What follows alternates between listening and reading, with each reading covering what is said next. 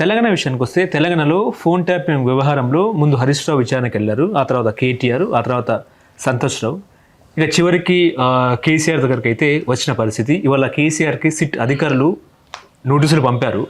కేసీఆర్ ఇష్టం, ఎక్కడైనా సరే మీరు ఎక్కడికి రమ్మన్నా మేము వస్తామన్నట్టు పోలీసు అధికారులు, సిట్ అధికారులు చెప్పడం జరిగింది. ఓవరాల్గా తెలంగాణ రాష్ట్ర మాజీ ముఖ్యమంత్రి గారికి నోటీసులు ఇవ్వడం సబబే అంటారా? ఏమండి, చట్టం తన పని తాను చేసుకుపోతుంటుంది. చట్టంలో మాజీ ముఖ్యమంత్రి, మాజీ ప్రధానమంత్రి, లేకపోతే present minister, present chief minister అని ఉండదు. చట్టంలో ఒక రాజ్యాంగానికి లోబడి, చట్టానికి లోబడి, న్యాయానికి లోబడి మనం చేస్తున్న రాజ్యాంగ పదవి ఏదైతే చేసామో ఆ పదవికి లోబడి మనం వాళ్ళు ఇచ్చిన నోటీస్కి సమాధానం చెప్పవలసిన బాధ్యత, మనం వెళ్ళవలసిన బాధ్యత, రెస్పాన్సిబిలిటీ మనకుంది. ఓకే, సిట్ వారు వాళ్ళకి ఆయన పెద్ద ఆయన కాబట్టి, ఆయన ఎక్స్ చీఫ్ మినిస్టర్ కాబట్టి, ఆయనకి ల్యాండ్ ఆర్డర్ ప్రాబ్లం వస్తుంది కాబట్టి, ల్యాండ్ ఆర్డర్ కంట్రోల్ చేయలేము అనుకుంటారు కాబట్టి, ఇక్కడ కార్యకర్తలు ఎక్కువగా వస్తారు కాబట్టి, ఏదో ఊహించుకుంటారు కాబట్టి, ఆ ఊహలో అవన్నీ కూడా ఫుల్ స్టాప్ పెట్టి వాళ్ళు ఏమన్నారంటే, ఏమండి మేము తమరి దగ్గరికే వస్తాం, తమరు మీరు ఇచ్చిన స్టేట్మెంట్ని తమరి దగ్గర మేము ఎక్కడున్నా మేము తీసుకుంటామండి, ఐఎమ్ రెడీ అంటే మీరు ఎక్కడ మీరు చేసినా కూడా మేము తీసుకోవడానికి రెడీగా ఉన్నామని సిట్ పోలీస్ వారు చెప్పడం జరిగింది. అంటే మీరు చెప్తున్న ప్రకారం అయితే వాళ్ళు దాంట్లో న్యాయ ప్రకారంగా పక్కాగా వాళ్ళు చెప్పారు, మీరు మాకు మీ ఇన్వెస్టిగేషన్లో భాగంగా మీరు ఒక స్టేట్మెంట్ రికార్డ్ చేయాలి మీది అడిగారు.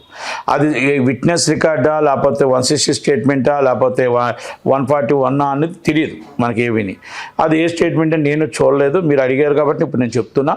కనుక ఆ స్టేట్మెంట్లో మరి ఆ స్టేట్మెంట్లో వాళ్ళు కేసీఆర్ గారు ఇస్తానంటారా, ఇవ్వనంటారా, లేకపోతే ఏం చెప్తారు, లేకపోతే నేను ఈ ఇన్వెస్టిగేషన్కి రాను అని అంటారా, ఇదంతా ఆయన ఇష్టం.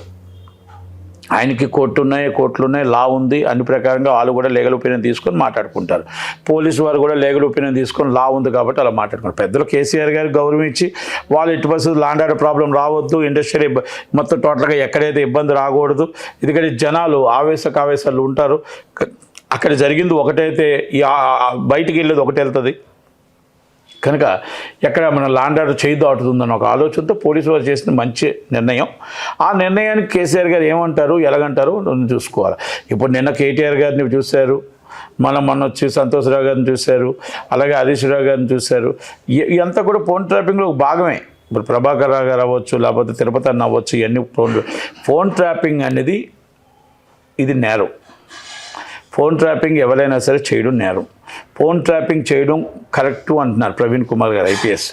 ఆయనకు తెలుసు ఫోన్ ట్రాపింగ్ ఎక్కడ చేస్తారు, ఏ సమయంలో చేస్తారు, ఎక్కడ డకాయిటీలు ఉంటారు, ఎక్కడ దోపిడీదారులు ఉంటారు, ఎక్కడ నక్సలైట్లు ఉంటారు, దానికి ఎక్కడ ఏ ఉగ్రవాదులు ఉంటారు, ఎక్కడ పవర్స్ ఉంటాయి, ఆ పవర్స్ అనేది ఎవరు యూజ్ చేయాలి, ఎవరు చేయాలి అనేది అన్నీ ఆయనకు తెలుసు. పబ్లిక్ మీద ఫోన్ ట్రాపింగ్ చేసే రైట్ లేదు. అక్కడ అత్యవసర సమయంలో అతి కిరాతకమైన సమయంలో, అతి ఘోరమైన సమయంలో, కొన్ని సందర్భాల్లో అది ఎవరి దగ్గర ఫోన్ ట్రాప్ చేయొచ్చు, ఎవరు చేయకూడదు అనేది ఐపీఎస్గా ఆయనకి అన్నీ తెలుసుంటాయి ప్రవీణ్ గారికి. మనం దానికోసం వేరేగా చెప్పాల్సిన అవసరం లేదు. నాకు చదువురాని వాడిని నాకే కొంత తెలిసినప్పుడు ఐపీఎస్ చదివిన వ్యక్తి తెలియదా చెప్పండి? ఇప్పుడు మొత్తానికి వ్యవహారంలో కేసీఆర్ అరెస్ట్ చేస్తే ప్రభుత్వం మీద ఒక రకంగా బద్నామయ్యే అవకాశం కూడా ఉందంటారా కాంగ్రెస్ ప్రభుత్వము? తెలంగాణ తెచ్చిన వ్యక్తి, ఉద్యమకారుడు, చట్టం తన పని చేసుకుపోతుంది. ఒకటి, చట్టంలో లొసుకులుండి, చట్టంలో తప్పులుండి, వాళ్ళు చట్టం ప్రకారం వాళ్ళు ఏమైనా తప్పు చేసి ఉంటే చట్టం తన పని తను చేసిపోతుంది. ఒకటి. రెండో విషయం ఏంటంటే, కేసీఆర్ గారిని అరెస్ట్ చేయాలా, అరెస్ట్ చేయకూడదు అనేది సిట్ కదా. విచారణ జరిగిన తర్వాత కదా ఏమైనా మాట్లాడతారు. అంటే విచారణలో ఏది నిజం ఏది అబద్ధం తెలిసిన తర్వాత మాట్లాడతారు కదా. ఇందాక అన్నట్టు మున్సిపల్ ఎన్నికలు ఉన్నాయి కాబట్టి ఓకే, మున్సిపల్ ఎన్నికలు ఉన్నాయని చెప్పేసి ఆయన తప్పు చేస్తే అరెస్ట్ చేయరు, తప్పు చేస్తే కూడా అరెస్ట్ చేయరు అనేది ఉండదండి. కంపల్సరీ చట్టం తరపున తాను చేసుకుపోతుంటుంది. మున్సిపల్ ఎలక్షన్స్లో కానీ ఒక్కొక్కరు వాడుకోవడానికి ఒక్కొక్క ప్రయత్నం చేస్తారు, తప్పే ఉంది దాంట్లోని. రాజకీయ నాయకులు ఎప్పుడు కూడా ఏమనుకుంటారు, ఈ అరెస్ట్ చేశారంటే నన్ను అన్యాయంగా అరెస్ట్ చేశారు, నన్ను ఎలక్షన్ తీసుకెళ్లకుండా అరెస్ట్ చేశారు అని కొంత బీఆర్ఎస్ వాళ్ళు అనుకుంటారు. అలాగే వీళ్ళు అనుకుంటారు కాంగ్రెస్ వాళ్ళు ఈ మొత్తం టోటల్గా ఇది ఒక ఆయుధంగా వాడుకుంటున్నారు వాళ్ళు అంటారు. బీజేపీలో ఒక ఆయుధంగా ఇదంతా ఒక డిఫరెంట్ రాజకీయ ఎత్తుగడలు అంటారండి, రాజకీయ ఎత్తుగడలు అంటారు. ఇప్పుడు సిట్కి కంపల్సరీ మనం చెప్పవలసిన బాధ్యత ఉంది, సమాధానం చెప్పవలసిన బాధ్యత ఉంది, రెస్పాన్సిబిలిటీ ఉంది. కాబట్టి పెద్ద ఆయన కాబట్టి ఆయన ఎప్పుడు కూడా కంపల్సరీ రాజ్యాంగాన్ని నమ్ముతాడు, న్యాయాన్ని నమ్ముతాడు, చట్టాన్ని నమ్ముతాడు. కాబట్టి ఆయన కంపల్సరీ ఆయన ఇంటర్వ్యూ మొత్తం టోటల్ స్టేట్మెంట్ ఇస్తారని నేను అనుకుంటున్నాను. అప్పుడు సింపతి పెరిగే అవకాశం లేకపోలేదు కదండి, సింపతి కూడా పెరిగే అవకాశం లేకపోలేదు కదా. ఇప్పుడు విచారణ ఇదంతా జరిగినప్పుడు ఒకవేళ అరెస్ట్ చేసినా కూడా రేపు మున్సిపల్ ఎన్నికల్లో బీఆర్ఎస్ పార్టీకే లాభం కదా. ఇప్పుడు ఒకటండి, ఏది మంచి ఏది చెడు అనేది అక్కడ డిపార్ట్మెంట్ ఉంటుంది. డిపార్ట్మెంట్ టైం టు టైం చేస్తారు తప్ప ఎలక్షన్స్లో వాళ్ళకు సింపతి పెరుగుతుందా అనేది అదేమీ పెద్దగా చూడాల్సిన అవసరమేం లేదు. నిజంగా ఫోన్ ట్యాపింగ్ జరిగిందంటారా? జరిగిందని అంటున్నారు, జరిగిందనే కదా అంటున్నారు.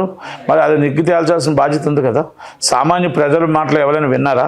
సామాన్యంగా ప్రజలు సపరేట్గా మాట్లాడే భార్యాభర్తల మాట కూడా విన్నారా?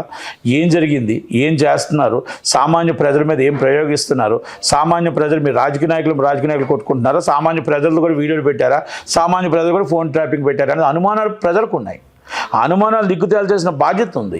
ఆ అనుమానాలన్నీ కూడా నిగ్గు తేల్చి ఈరోజు ఎవరు తప్పు చేసి వాళ్ళు అరెస్ట్ చేయాల్సిన బాధ్యత ఉంది, వాళ్ళ మీద కేసు రిజిస్టర్ చేయాల్సిన బాధ్యత ఉంది.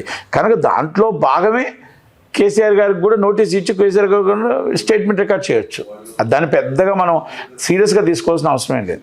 ఇప్పుడు భద్రతా విఫల వల్ల ఫోన్ ట్యాపింగ్ చేయలేదు కానీ చేసామంటే అన్నట్టు కేటీఆర్ మాట్లాడారు మొన్న. ఏమండి, భద్రత వైఫల్యం ఇందాక ఒక మాట చెప్పాను నేను. ఏ సందర్భంలో చేయొచ్చో, ఏ విధంగా చేయొచ్చో, ఏ డెకాటీలో చేయొచ్చో, ఏ ఉగ్రవాదులో చేయొచ్చో, ఏ మన నక్సలైట్లో చేయొచ్చో, ఏ విధంగా చేయొచ్చో, ఎక్కడ మన దేశానికి హాని కలుగుతుందో, ఎక్కడ మన దేశ రక్షణ కోసం ఎక్కడైతే మన తేడా వస్తుందో, మన దేశ రక్షాన్ని మనం రక్షించడానికి కాపాడుకోవాలో, మన రాష్ట్రాన్ని మన దేశాన్ని కాపాడుకోవడానికి, మన రాష్ట్ర ప్రజలను కాపాడుకోవడానికి, దేశ ప్రజలను కాపాడుకోవడానికి కొన్ని అత్యవసర సమయాల్లో కొన్ని తీసుకున్న నిర్ణయాలు, కీలక నిర్ణయాలు, అది ఐఏఎస్ అండ్ ఐపీఎస్ అండ్ నాయకులు కొంతమందికి వాళ్ళకి ఆ రైట్స్ ఉంటాయి. ఆ రైట్స్ కూడా ఓన్లీ అక్కడున్న కొంతమందికి మాత్రమే ఉంటాయి. ఆ కొంతమంది అలాటో తీసుకున్న రైట్ ఉంటుంది. సామాన్య ప్రజల మీదో, సామాన్యంగా పొలిటికల్ లీడర్స్ మీదో, లేకపోతే సామాన్య ఆఫీసర్స్ మీదో వాళ్ళ మీద తీసుకోవాలనేది కాదు. ఇది నాకు తెలిసిన అవగాహన. దాంట్లో ఏమైనా మార్పులు ఉన్నాయేమో నాకు తెలియదు. ఎప్పుడైనా ఎనీ టైం ఎవరి మీద తీసుకోవచ్చు అంటే మరి నాకేం తెలియదు అది. హలో, తెలుగు రాజ్యం ఛానల్ చూస్తున్నారా? సామాజిక, రాజకీయ, జీవన చిత్రణే తెలుగు రాజ్యం. అతిశయోక్తులు, అసత్యాలు ఉండవు. రాజకీయ కోణం కాదు, ప్రజా కోణమే కొలబద్ద. తెలుగు రాజ్యం వీక్షణ మీ ఉత్తమ అభిరుచికి నిదర్శనం.